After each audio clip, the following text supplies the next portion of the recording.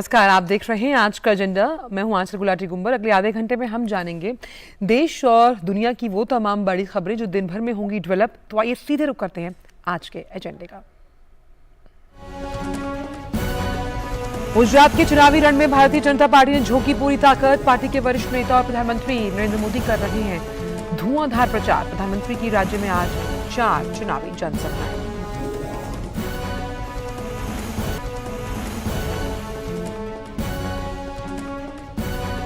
गुजरात में मतदाताओं को लुभाने के लिए अन्य राजनीतिक दलों ने भी लगाया एड़ी चोटी का दौर। कांग्रेस और आम आदमी पार्टी समेत विभिन्न पार्टियों के नेता पूरे दमखम से कर रहे हैं चुनावी प्रचार।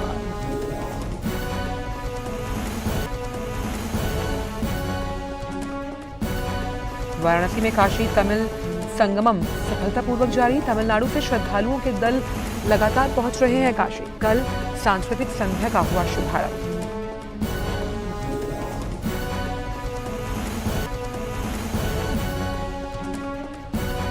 और गोवा में चल रहे 53वें भारतीय अंतर्राष्ट्रीय फिल्म महोत्सव के 5वें दिन आज कई फिल्मों की स्क्रीनिंग के साथ 75 क्रिएटिव माइंड्स ऑफ टुमारो के चयनित युवाओं को अवार्ड से नवाजा जाएगा।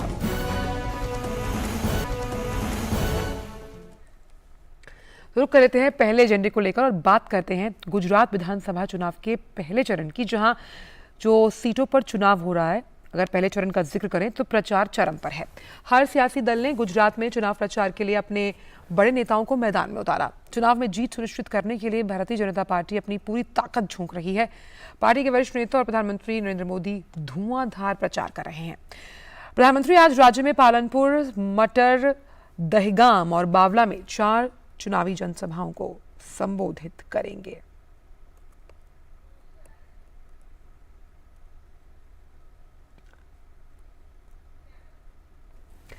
तो गुजरात में मतदाताओं को लुभाने के लिए अन्य राजनीतिक दलों ने भी एड़ी चोटी का जोर लगा दिया। कांग्रेस और आम आदमी पार्टी समेत विभिन्न पार्टियों के नेता पूरे दमखम के साथ राज्य में चुनाव प्रचार कर रहे हैं। कांग्रेस नेता मोहन प्रकाश कच्छ में प्रचार करेंगे, जबकि पार्टी नेता तारिक अनवर भुज में पार्टी उम्मीदवार के लिए कमान संभालेंगे। आम आदमी पार्टी के नेता भी जगह जगह प्रचार कर रहे हैं। राज्य में पहले चरण के लिए मतदान 1 दिसंबर को होना है। और इसी बड़े मुद्दे पर बात करने के लिए हमारे साथ पालनपुर से ही मौजूद हैं हमारे संवाददाता शैलेंद्र मिश्रा, और चंद्रशेखर भी हमारे साथ मोडासा से जुड़ रहे हैं। दोनों से ही बात करेंगे। सबसे पहले मैं आपके पास आती हूं चंद्रशेखर। अगर जिन 4 जगहों पर रैलियां होनी है उन्हीं में से आप एक जगह मौजूद है चंद्रशेखर, अगर इसके सियासी ऐतिहासिक भूगोल को समझने की कोशिश करें, और हम जानते हैं कि चुनावी प्रचार इस वक्त चरम पर है। चंद्रशेखर जी, मैं आपको बताऊं कि जिस सीट पे मैं इस तक खड़ा हूं, यहाँ पर जहां पर प्रधानमंत्री की रैली होने वाली है, जनसभा होने वाली है, वहां पर ये इलाका है मोडासा। और ये अरावली जो डिस्ट्रिक्ट बनी है, नई डिस्ट्रिक्ट बनी थी, और प्रधानमंत्री नरेंद्र मोदी जब यहाँ के मुख्यमंत्री हुआ करते थे गुजरात के, तब उन्होंने अपने इनिशिएटिव से यहाँ पर जिला बनाया था। और यहाँ पर 10 साल हो चुके हैं, लेकिन यहाँ पर जो सत्ता है वो कांग्रेस के हाथों में रही है। 10 साल से लगातार कांग्रेस के जो विधायक हैं वो यहाँ से जीत पे चले आए हैं। लेकिन राज्य की जो जनता है या फिर यहाँ के जो मतदाता हैं, उनको उनके लिहाज से अगर देखा जाए तो वो काफी नाखुश नजर आ रहे हैं अपने एमएलए से। और यहाँ पर हम पूरे सीट पर कल हम घूमे हैं, हमने देखा है, लोगों से बातचीत की है। और मैं आपको बताऊं कि ये जो जिला है अरावली का, इसमें 3 सीटें आती हैं, और तीनों ही सीटें जो हैं वो कांग्रेस के खाते में रही है। कांग्रेस का एक गढ़ माना जाता है ये इलाका। लेकिन जो लोकसभा की सीट है वो यहाँ से बीजेपी के पक्ष में गई है। तो ये अपने आप में एक बड़ा ही इंटरेस्टिंग यहाँ पर चुनाव होता है। और पिछली बार अगर मैं आपको बताऊं तो कांग्रेस और बीजेपी के बीच में मात्र 1000 से भी कुछ की दूरी पर जो है बीजेपी को यहाँ से सीट गंवानी पड़ी थी। लेकिन इस बार बड़ा ही इंटरेस्टिंग चुनाव होने वाला है, क्योंकि लोगों में काफी असंतोष यहाँ पर देखने को मिल रहा है एमएलए के खिलाफ। और यहाँ पर सबसे इंटरेस्टिंग चीज ये थी कि जब बीजेपी ने यहाँ पर अपने कैंडिडेट को उतारा था, तो यहाँ पर इतनी ज्यादा डिमांड हर नेता यहां से लड़ना चाहता था, क्योंकि ये ऐसी सीट है जहां पर लड़ाई बहुत ही इंटरेस्टिंग है। लेकिन बीजेपी को यहां से उम्मीद हो सकती है इस बार कि वो यहां से अपने को अपना जो 10 साल से जो सूखा है उसको यहां पर वो मिटा सके। इससे पहले ये सीट जो थी वो बीजेपी की रही थी, लेकिन पिछले 10 साल से कांग्रेस के यहाँ पर नेता हैं। तो अब यहाँ पर बिजली पानी का मुद्दा है, यहाँ पर यूनिवर्सिटी का एक मुद्दा है, यहाँ पर स्वास्थ्य को लेकर के, शिक्षा को लेकर के। हालांकि प्राइवेट की अगर हम बात करें तो शिक्षा और स्वास्थ्य को लेकर के यहाँ बहुत सारा काम हुआ है, लेकिन लोगों की डिमांड जो है वो सरकारी स्कूल और यूनिवर्सिटी और हेल्थ सुविधाओं को लेकर के है। यहाँ पर राज्य सरकार ने हालांकि एक जो रेल है तो उसके स्टेशन को लेकर के भी यहाँ पर शिलान्यास किया है, और इसके अलावा यहाँ पे हेल्थ को लेकर के भी, हॉस्पिटल को का भी शिलान्यास यहाँ पर किया गया है। तो कहीं ना कहीं राज्य सरकार की तरफ से यहाँ पर विकास के लिए कार्य यहाँ पे किए जा रहे हैं, लेकिन जहां तक विधायक को लेकर के जो लोगों का जो विचार है वो यही बन रहा है कि वो इस पर परिवर्तन चाह रहे हैं। ये जो लोग हैं जहां जिनका हमने बातचीत की है उनका ये सुझाव है। तो इंटरेस्टिंग इस तरह से रहने वाला है ये, क्योंकि कांग्रेस और बीजेपी दोनों के बीच में ही काफी टसल यहाँ पर देखने को मिल रहा है। आम आदमी पार्टी भी यहाँ पर है इस बार, उन्होंने अपने यहाँ से एक प्रोफेसर को उतारा है, लेकिन ये जो सीधा मुकाबला देखने को मिल सकता है वो कांग्रेस और बीजेपी के बीच में है। क्योंकि मैंने कहा कि पिछली बार काफी कम मतों से यहाँ पर बीजेपी हारी थी, और इस बार कोशिश ये है कि जो बीजेपी है वो अपना जो 10 साल का सूखा है उसको साफ कर सके। बिल्कुल, आपसे दोबारा बात करूंगी। मेरे साथ जुड़े हुए हैं शैलेंद्र मिश्रा पालनपुर से भी। शैलेंद्र, आप लगातार ग्राउंड जीरो से रिपोर्टिंग कर रहे हैं, आपने कई रैलियों में भी देखा कि किस तरह से चुनावी प्रचार को धार मिल रही है। जब ये प्रचार शुरू हुआ था और अब अपने अंतिम चरण में है, क्या फर्क आप देख पा रहे हैं तमाम पार्टियों की रणनीति में? आखिरी मास्टर स्ट्रोक। जी देखिए, जो सबसे ज्यादा एक तरह से कह सकते हैं कि अब पूरी ताकत लगा दी है सभी राजनीतिक दलों ने कि जितना संभव हो सकता है धुआंधार प्रचार अपने स्टार प्रचारकों का या फिर संगठन के साथ बैठक, वो हम धुआंधार देख रहे हैं पूरे गुजरात में। सिर्फ पहले चरण में ही नहीं, क्योंकि पहले और दूसरे चरण के बीच ज़्यादा समय नहीं है, तो ऐसे में पहले और दूसरे चरण दोनों में हम धुआंधार चुनाव प्रचार देख रहे हैं। उत्तर गुजरात की तमाम सीटों पर दूसरे चरण में मतदान होना है, वहाँ पर भी प्रधानमंत्री नरेंद्र मोदी की रैलियाँ हो रही हैं। इसके साथ ही साथ सौराष्ट्र के इलाका जहाँ पर पहले चरण में मतदान होना है, वहाँ पर भी हम देख रहे हैं कि प्रधानमंत्री की कई रैलियाँ हो चुकी हैं। कल महसाणा में हुई थी जो उत्तर गुजरात का इलाका है, आज यहाँ पालनपुर में है, ये भी उत्तर गुजरात में आता है। तो इस तरह से हम देख रहे हैं कि धुआंधार चुनाव प्रचार हो रहा है। दूसरी बात यह है कि अगर बीजेपी की रणनीति देखें तो बीजेपी का फोकस उन सीटों पर बहुत ज्यादा है जो पिछली बार बीजेपी जीत नहीं पाई थी, या जिन जिलों में बीजेपी तुलनात्मक तौर पर कांग्रेस से कमजोर थी। आप देखें, कल महसाणा में रैली थी जहां पर बीजेपी परंपरागत तौर पर बहुत मजबूत है। महसाणा की जो एक विधानसभा है, मुख्य विधानसभा, वहां पर 3 दशक से बीजेपी का कब्जा है। लेकिन आज आप बनासकांठा में रैली देख रहे हैं प्रधानमंत्री नरेंद्र मोदी की, जहां पर अगर यहां की 9 सीटों में से देखें तो 5 कांग्रेस के पास है, बीजेपी के पास सिर्फ 3 सीटें हैं। तो इन इलाकों पर भी खूब जोर है जहां पर बीजेपी तुलनात्मक तौर पर कांग्रेस से पिछड़ गई थी पिछले चुनाव में। हमने सौराष्ट्र के भी कुछ इलाकों में देखा कि वहां पर बीजेपी बहुत जोर लगा रही। तो दरअसल रणनीति यह है कि उन सीटों को भी इस बार अपने खाते में किया जाए जहां पर बीजेपी पिछली बार चुनावी जीत हासिल नहीं कर पाई थी। और बिल्कुल, हम सीटों का जिक्र कर रहे हैं। ये सवाल मैं उस वक्त भी आपसे पूछना चाहती थी नया सवेरा में, तो मैं पूछ रही हूँ कि जनाधार को बढ़ाना यानी वोट परसेंटेज को बढ़ाने के लिए अगर हम पूरे इस चुनावी प्रक्रिया को समझने की कोशिश करें, चाहे टिकट के बंटवारे की बात की जाए, चाहे मुद्दों की बात की जाए, किस तरह से भाजपा ने खेली है पारी? ये देखिए, बीजेपी की रणनीति यह रहती है कि वो 50% या उसके आसपास कम से कम अगर मतदान में उसका हिस्सा जो कुल मतों में हो जाए तो एक शानदार जीत हासिल होती है राज्य में। और हमने देखा है कि उसके आसपास पिछले विधानसभा चुनाव में बीजेपी जरूर पहुंची थी, लेकिन कांग्रेस भी अच्छा चुनाव लड़ी थी। जरूर करीब 8 से 8.5% कांग्रेस को कम मत मिले थे, बीजेपी को 48 से ज्यादा, जबकि कांग्रेस को 41 के आसपास। तो ऐसे में फिर भी कांग्रेस का प्रदर्शन कई इलाकों में हम कह सकते हैं कि पिछली बार बहुत अच्छा रहा था। सरकार जरूर बीजेपी लगातार चुनाव दर चुनाव बनाने में कामयाब हुई थी। इस बार बीजेपी का जो ध्यान है वो उन सीटों पर है मतदान प्रतिशत से ज्यादा उन सीटों पर ध्यान है जहां पर वो कांग्रेस से पिछली बार पिछड़ गई थी। और यही वजह है कि आप धौरजी में रैली देखते हैं, दौराजी में जहां पर प्रधानमंत्री नरेंद्र मोदी की एक शानदार जनसभा होती है, आज यहाँ पालनपुर में चुनावी जनसभा हो रही है। तो कोशिश यह है कि जो कांग्रेस को सीटें मिली थी, जिसमें कई सारे विधायक पार्टी छोड़ चुके हैं कांग्रेस के, इसके साथ ही साथ कई जो युवा उम्मीदवार हैं, अल्पेश ठाकुर और हार्दिक पटेल जैसे जो एक पाटीदार आंदोलन के चेहरे थे, वो बीजेपी से चुनाव लड़ रहे हैं। तो बीजेपी को लगता है कि इस बार की जो स्थितियां पिछले चुनाव से काफी ज्यादा बेहतर है गुजरात में पार्टी के लिए। और पार्टी जो पिछला आंकड़ा है 99 सीटों का, बाद में कई विधायक शामिल हुए, ये आंकड़ा और बढ़ा, वो आंकड़ा चुनावी जीत के लिहाज से और बेहतर हो सकता है, उस पर पार्टी काम कर रही है। इसीलिए 150 सीटों का लक्ष्य रखा है और पार्टी को लगता है कि इस बार भी मुकाबला सीधा है, यानी परंपरागत पद्धति कांग्रेस ही है। आम आदमी पार्टी भले ही त्रिकोण बनाने की कोशिश कर रही है। तो ऐसे में अगर 1-2% मतदान बढ़ सकता है,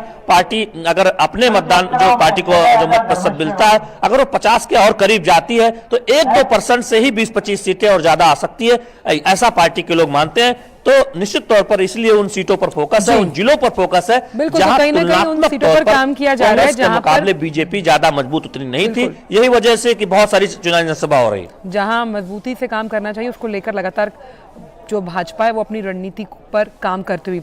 शहर आपके पास वापस आऊंगी, हमारे साथ चंद्रशेखर भी जुड़ गए। चंद्रशेखर, जिस जगह आप मौजूद हैं, अगर मैं उस सीट की बात करूं, वहां पर आपकी युवाओं से बात हुई होगी, क्योंकि लगातार हमने देखा कि इस बार युवाओं को तरजीह दी गई है।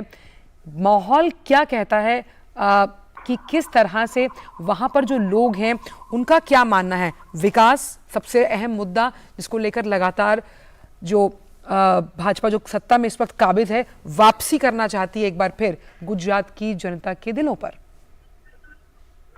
बिल्कुल अचल, और ये जो अब हम बात कर रहे थे बीच में कि जो वोटिंग परसेंटेज है, अगर मानी जाए कि पिछली बार की तुलना में अगर देखा जाए तो बहुत कम मार्जिन से, पॉइंट के फर्क से जो वोट मार्जिन था वो कांग्रेस के प्रतिनिधि को मिला हुआ था। और इस बार कांग्रेस के साथ साथ बीजेपी को भी ये कोशिश होगी कि युवाओं को वो अपने पक्ष में कर सके। बीजेपी की एक बहुत बड़ी स्ट्रेटेजी ये रहती है कि वो जो नया मतदाता है उस तक भी पहुंचे, और जो वोटिंग परसेंटेज है वो सबसे ज्यादा वेरी कर जाता है जब आप युवा वोटरों को देखते हैं या फिर नए वोटर्स को अपनी तरफ आकर्षित कर पाते हैं। यहाँ पर शिक्षा का मुद्दा जो है, रोजगार का जो मुद्दा है वो सबसे बड़ा मुद्दा है। और जैसे कि मैंने कहा कि यूनिवर्सिटी को लेकर के यहाँ के युवाओं की मांग है कि उन्हें 250 से 200 किलोमीटर जो दूर जाना पड़ता है, तो यहाँ पे अगर यूनिवर्सिटी उनके पास हो जाएगी तो उससे उनको काफी सुविधाएं होंगी। शिक्षा को लेकर के ये गढ़ माना जाता है अमरावली का ये जो क्षेत्र है, काफी राजस्थान से भी यहाँ लोग पढ़ने आते हैं और गुजरात के जो अन्य जो इलाकों के जो लोग हैं वो भी यहाँ पर पढ़ने आते हैं। तो शिक्षण संस्थान के रूप में इसको विकसित करने को लेकर के बीजेपी भी लगातार कह रही है और कांग्रेस भी लगातार इस मुद्दे को उठा रही है।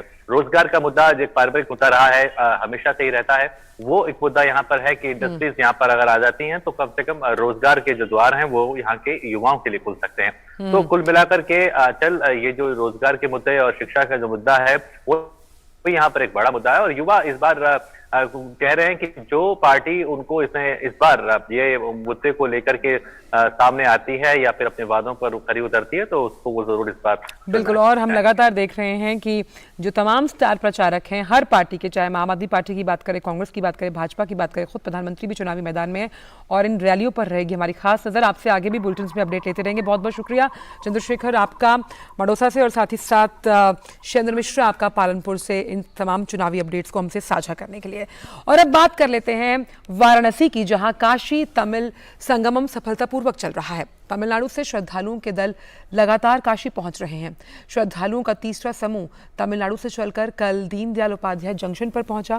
काशी विश्वनाथ धाम दर्शन और काशी विश्वनाथ मंदिर में उनके स्वागत के लिए कार्यक्रम आयोजित किए गए। तो काशी संगमम में कल सांस्कृतिक संध्या का शुभारंभ हुआ।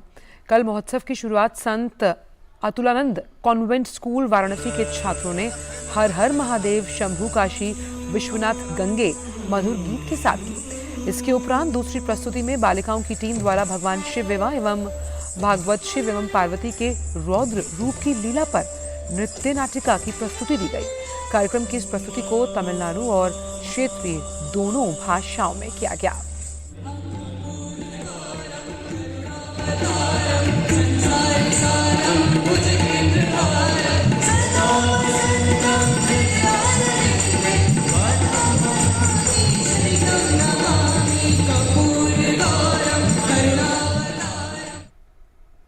और काशी तमिल संगमम पर बात करने के लिए हमारे साथ वाराणसी से ही जुड़ रहे हैं हमारे संवाददाता हरिकेश बहादुर गौतम। हरिकेश, सुप्रभात आपको। तो सबसे अहम बात तो यह है कि चाहे मैं हूं, आप, यह पूरा विश्व साक्षी बन रहा है दो ऐसे संगम को देखने का, चाहे जहां पर हम अब कह सकते हैं भाषा को कोई विवाद नहीं है, बल्कि एक भारत श्रेष्ठ भारत की तस्वीर को चरितार्थ करता हुआ ये काशी तमिल संगमम।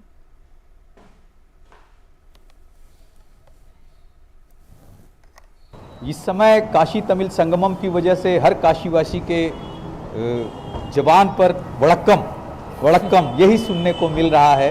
उत्साहित हैं लोग यहाँ के स्वागत करने के लिए। और जैसा आप बता रही थी कि तीसरा समूह जो दीनदयाल उपाध्याय जंक्शन पे उतरा, उसको बस द्वारा यहाँ पे जो जहाँ पे उनके ठहरने की व्यवस्था थी वहाँ लाया गया। और आज सुबह जो बनाया गया है, जो इसके पहले प्रथम समूह आया था उनके साथ भी इसी तरह का रूटीन बनाया गया था कि आज जो है उनको काशी विश्वनाथ धाम में दर्शन करने का मौका मिलेगा। वहाँ पर उनका स्वागत के लिए कार्यक्रम होगा, लंच उनका वहीं पे रखा गया है। उसके बाद काल भैरव मंदिर में वो दर्शन के लिए जाएंगे और फिर यहाँ से वो प्रस्थान करेंगे जहाँ पे उनको ठहराया गया है, जिन होटल और गेस्ट हाउस में। उसके बाद शाम को संत रविदास घाट से जो क्रूज चलते हैं उनसे वो गंगा आरती और गंगा दर्शन के लिए, घाट दर्शन के लिए जाएंगे। तो आज का कार्यक्रम ये है। और जो आया है समूह, तीसरा समूह है, इसमें साहित्यकार आए हुए हैं। आंचल मैं आपको बताऊं कि ये ग्रुप वाइज जो बनाया गया है कि एक एक समूह में विशिष्टता को लेते हुए पूरे तमिलनाडु के कोने कोने से जो विशिष्ट, उस विधा के विशिष्ट लोग हैं, उनका आगमन हो रहा है। काशी जो है उत्साहित है, रोमांचित है इन लोगों के स्वागत करने के लिए।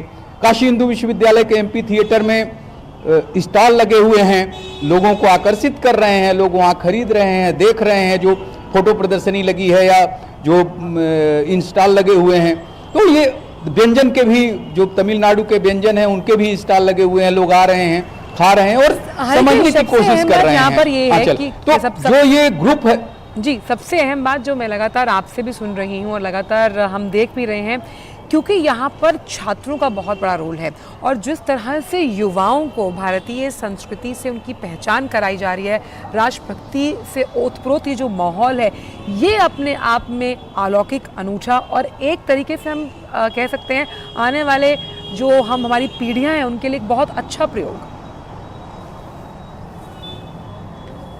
जी आंचल, जैसे बहुत अच्छी बात आपने शुरुआत की कि ये जो छात्र हैं, जो युवा हैं, मैं आपको जिक्र करना चाहूँगा दो अलग अलग स्कूलों का। निवेदिता कन्या इंटर कॉलेज है जो हिंदी माध्यम का विद्यालय है, भगिनी निवेदिता के नाम पर स्थापित है।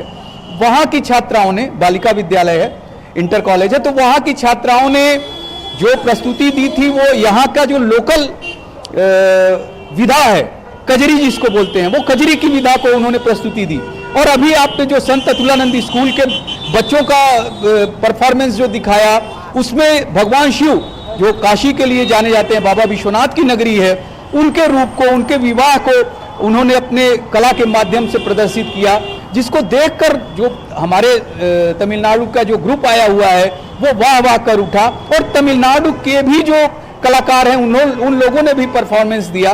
तो यहाँ के जो लोग हैं, जो चूंकि काशी हिंदू विश्वविद्यालय के अंदर ये व्यवस्था की गई है, तो काशी हिंदू विश्वविद्यालय एक आवासीय जो है विश्वविद्यालय है, तो ज़्यादातर छात्र जो है वो कैंपस के अंदर ही रहते हैं, तो आसानी है उनको वहाँ पहुँचने में।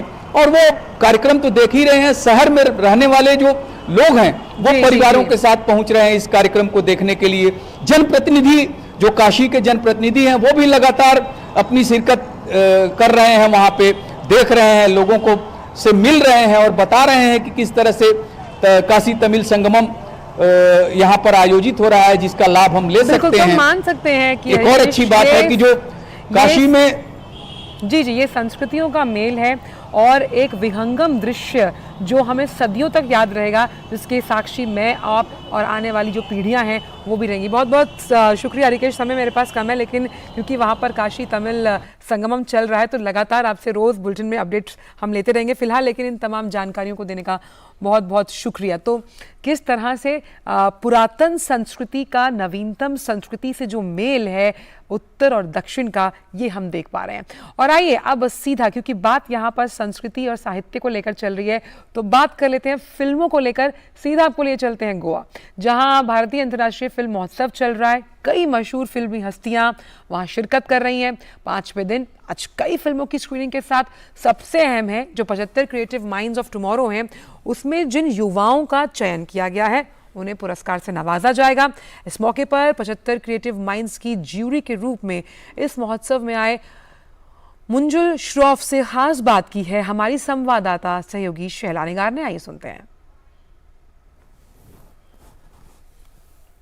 75 क्रिएटिव माइंड्स ऑफ टुमारो एक चैलेंज दिया गया था युवाओं को फिल्म मेकिंग के लिए। वो चैलेंज अब पूरा हुआ है। हमारे साथ grand jury member Munjal Shroff मौजूद हैं। आइए उनसे बात करते हैं। सर, बहुत बहुत स्वागत है आपका दूरदर्शन में। सबसे पहले आपसे यही जानना चाहूंगी कि ये कितना मुश्किल काम था ग्रेडिंग देना इन 75 क्रिएटिव माइंड्स को? जी मैम, बहुत I think it was very difficult, क्योंकि मेरे पास 45 एंट्रीज आई थी। रफली सारों ने तकरीबन 10 मिनट की फिल्म बनाई थी। सो हमको एटलीस्ट मैंने काफ़ी कम से कम 2 से 3 बार हर एक फिल्म देखी, because some of the entries were very good. काफ़ी अच्छी थी एंट्रीज, काफ़ी क्लोज था कंपटीशन। आसान नहीं था इनका चयन करना, इन 45 में से शॉर्टलिस्ट करना। So the process was that हमने सारे इन 45 एंट्रीज को ग्रेडिंग करी। Similarly, दूसरे जूरी मेंबर्स ने भी ऐसी ग्रेडिंग करी and then their numbers were collated. So yes, it was an intense process, I think, but also a fair process, because जब मैं मार्क्स दे रहा था I didn't know कि मेरे दूसरे जूरी मेंबर्स ने कितने नंबर दिए हैं। ये एक ऐसा स्थान है जहां टैलेंट अपॉर्चुनिटी से मुलाकात कर रहा है। अगर हम जानना चाहें कि युवाओं के लिए अब आगे क्या भविष्य है तो क्या कहेंगे?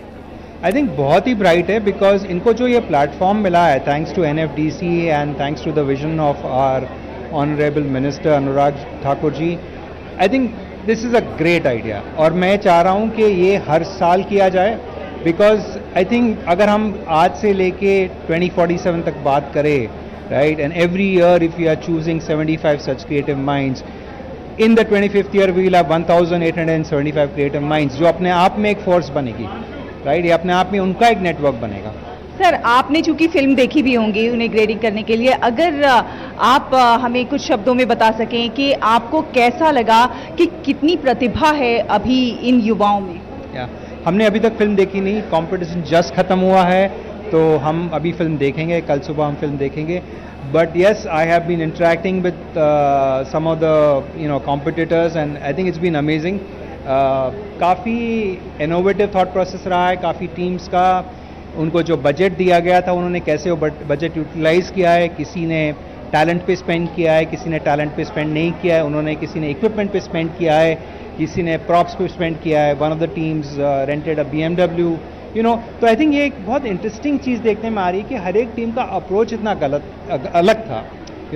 आई थिंक दूसरी एक इंटरेस्टिंग चीज़ ये रही है कि जो सारे कॉम्पिटिटर्स थे ये अलग अलग स्टेट से आए, right, and then suddenly to come and work together non stop for 53 hours and to make a film, ये बहुत चैलेंजिंग चीज़ है अपने आप, even for an individual film maker to make a film.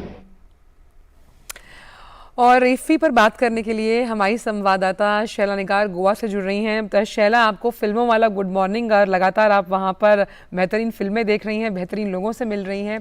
मेरा सवाल यही है, कहा जाता है छोटा पैकेट बड़ा धमाल, तो तमाम ये जो 75 क्रिएटिव माइंड्स हैं आज इन्हें पुरस्कार से नवाजा जाएगा। जिस क्रिएटिविटी, जिस कंटेंट का जिक्र एक हब बनाने के बारे में बात सूचना एवं प्रसारण मंत्री भी कर रहे थे, उस लिहाज से एक अच्छी पहल। बिल्कुल, बहुत अच्छी पहल है ये 75 क्रिएटिव माइंड्स ऑफ टुमारो की, भारत सरकार की। ये एक ऐसी पहल है कि गांव-गांव से, दूर दराज के क्षेत्रों से ऐसे युवाओं को चुनकर यहां पर लाया गया है जिनके पास कौशल है, प्रतिभा है, उनके पास मंच नहीं था, वो दूर दराज क्षेत्रों में रहते थे, अनुसरण करते थे फिल्मों का, फिल्मी हीरोज का, निर्माता निर्देशकों का, लेकिन उन्हें ये नहीं पता था कि कभी वो भी इस स्टेज तक पहुंच सकते हैं और जाकर फिल्म बना सकते हैं। तो उनके लिए एक बहुत बड़ी अपॉर्चुनिटी, बहुत बड़ा मौका, और मौका ये देश के लिए भी है, सिनेमा के लिए भी है, क्योंकि हर मस्तिष्क हम जानते हैं अलग होता है, अलग तरह से सोचता है, अलग तरह के विजन होते हैं उसके पास। तो सिनेमा को ऐसे अलग अलग तरह के विजन इसके जरिए देखने को मिलेंगे, ऐसी फिल्में देखने को मिलेंगी जो शायद एक्सपेक्ट नहीं की होंगी लोगों ने, ऐसा निकल के आएगा। और ऐसा ही जैसा कि मैंने ज्यूरी मेंबर से भी बात की, बहुत सारे लोगों से बात की, उसमें यह पता चला कि ऐसी प्रतिभा है जो सोची नहीं जा सकती थी। कल ये कंपटीशन 53 घंटे तक चलकर खत्म हुआ है। लोगों ने थोड़ी सी राहत की सांस ली है कि चलो अब ये कंपटीशन खत्म हुआ, खाना भी नहीं खाया था और कंपटीशन में लगे हुए थे अपने आप को सफल बनाने के लिए। तो सफलता तो हम इसी में कह सकते हैं, कोई हार या जीत नहीं है। हारे या जीते, सबका अपना अपना इस मंच पर आना, यही बहुत बड़ा जो है उनके लिए जीत है, उत्सव है। आज इन प्रतिभागियों को अवार्ड से नवाजा जाएगा। 11 बजे के आसपास ये कार्यक्रम शुरू होगा जिसमें इन प्रतिभागियों को अवार्ड से नवाजा जाएगा। मैं इस समय आइनॉक्स में खड़ी हूं और यहां पर भी एक अलग तरह की गहमा गहमी है। लोग फिल्में देखने के लिए यहां पर इकट्ठा होना शुरू हो गए हैं। कुछ लोग अभी सुबह का समय है और ये यहां पर आ रहे हैं। मेरे साथ ये अनिल जी और नंदा जी खड़े हुए हैं, मैं उनसे बात करती हूं। सर, सुबह का समय है, कई लोग आराम के मूड में होते हैं, लेकिन आप फिल्में देखने आ गए, कैसा माहौल है? एब्सोल्युटली, क्योंकि ये एक इतना बड़ा प्लेटफॉर्म है कि सारे दुनिया भर के फिल्में हमें यहाँ देखने मिलते हैं। यहाँ पे इस टाइम पहली बार जो कंट्री फोकस है, मुझे I like country focus, because country focus में फ्रांस से जो फिल्में आई है बहुत बढ़िया फिल्में हैं। उसके साथ साथ जो वर्ल्ड ऑफ सिनेमा में अच्छी फिल्में हैं, साथ साथ फौदा है, जैसे कि गाला प्रीमियर में भी अलग अलग, दृश्यम के साथ साथ अलग अलग फिल्में हमें देखने मिल रही है। साथ साथ दूसरी एक बात मुझे कि जो वर्ल्ड प्रीमियर के भी 40 फिल्में यहाँ हो रहे हैं, तो दिस इज एक बहुत बड़ा दर्शकों के लिए भी, साथ साथ मेरे लिए भी। मैं तो ज़्यादा प्रेफर करता हूँ कि वर्ल्ड सिनेमा। तो इसमें जो मैंने अभी तक 6 फिल्में देखी, बहुत बढ़िया सारे फिल्में हैं, अलग अलग इश्यूज़ के लेके आई है, महिलाओं के हो या अलग अलग नेचर के साथ हो, तो बहुत बढ़िया फिल्में हैं। साथ साथ मैं 2 फिल्में इंडियन प्रीमियर की भी देखी, क्योंकि इंडियन पैनोरमा एक ऐसा सेक्शन है कि जो मुझे मणिपुर से तमाम क्षेत्रों के, हाँ, बिल्कुल शैला, क्योंकि क्षेत्रों की खबरों को यहाँ, फिल्मों को यहाँ इस प्लेटफॉर्म पर प्रस्तुत कर रहे हैं। नंदा जी भी हैं, महिलाओं का भी इसमें बहुत बड़ा योगदान है। महिलाओं से भी बात कर लेते हैं। नंदा जी, आप क्या देखने आए हैं? मैं इंटरनेशनल फिल्म फेयर गोवा का देखने आई हूँ और जागतिक जो फिल्म है वो देखने में ज़्यादा इंटरेस्ट रखती हूँ। इंडियन फिल्म भी है, लेकिन इंडियन से ज़्यादा फ्रांस, इराक, ये फिल्म जो होती है वो बहुत अच्छे लगते हैं मुझे, वो ज़्यादातर देखती हूँ मैं। तो आंचल, ये कह सकते हैं कि भारतीय और अंतर्राष्ट्रीय दोनों तरह की फिल्में जो है वो सुर्खियां बटोर रही हैं, यहाँ पर लोग उन्हें देखने के लिए आ रहे हैं। अगर आज के प्रोग्राम्स की बात करें तो आज भी इफ्फी टॉक टेबल पर बहुत सारी फिल्में रहेंगी, लोटस ब्लूम्स और 3 of Us जैसी फिल्में रहेंगी। तो उसके अलावा हम देख सकते हैं कि यहाँ पर कई मास्टर क्लासेस होनी है, इन कन्वर्सेशन होनी है, master classes, gender participation in Hindi cinema, इस पर होना है। और जिसका जिक्र वहां पर वो दर्शक भी कर रहे थे, मणिपुरी फिल्म इंडस्ट्री की गोल्डन जुबली है, तो आज वहां पर भी बहुत अहम फिल्में दिखाई जाएंगी। इंडियन पैनोरमा का जिक्र किया गया, तमाम इतना बड़ा बुफे लगा हुआ है, क्या खाएं क्या ना खाएं फिल्मों में, ये बहुत अब इसमें चुनाव करना मुश्किल है। लेकिन शैला, बहुत बहुत शुक्रिया तमाम जानकारी को साझा करने के लिए। आज फिल्मों के साथ साथ व्यंजन भी है यहाँ पर, आप फिल्मों का आनंद उठाइए और व्यंजन का भी आनंद उठाइए। क्रिएटिव भूख ही इतनी ज्यादा मिट जाती है फिल्में देखकर, खाने के बारे में कोई क्या सोचेगा। बहुत बहुत शुक्रिया शैला, आपसे लगातार आगे बुलेटिन में भी बात होती रहेगी। तो अगर वक्त रहे आप लोगों के पास तो गोवा जाइए और फी में तमाम जो फिल्में हैं, बेहतरीन निर्देशन, बेहतरीन डायलॉग डिलीवरी और साथ ही साथ तमाम अन्य राज्यों के साथ साथ अन्य देशों की भी फिल्में वहां पर आपके लिए मौजूद है। फिलहाल आज का एजेंडा में इतना ही, दीजिए इजाजत, नमस्कार।